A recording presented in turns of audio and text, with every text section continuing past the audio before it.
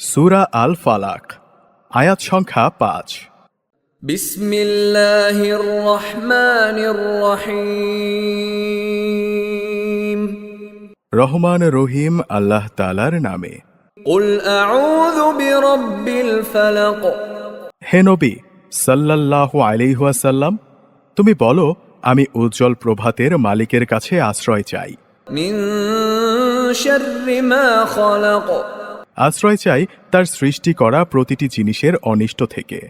ওয়া মিন শাররি গাসিকিন ইযা ওয়াকাব। আমি আশ্রয় চাই রাতের অন্ধকারে সংঘটিত সব অনিষ্ট থেকে, বিশেষ করে যখন রাত তার অন্ধকার বিছিয়ে দেয়। ওয়া মিন শাররিন নাফফাসাতি ফিল উকাদ। আমি আশ্রয় চাই গিরায় ফুঁক দিয়ে জাদুটোনাকারিণীদের অনিষ্ট থেকে।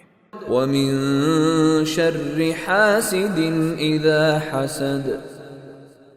হিংসুক ব্যক্তিদের হিংসার অনিষ্ট থেকেও আমি তোমার আশ্রয় চাই যখন সে হিংসা করে।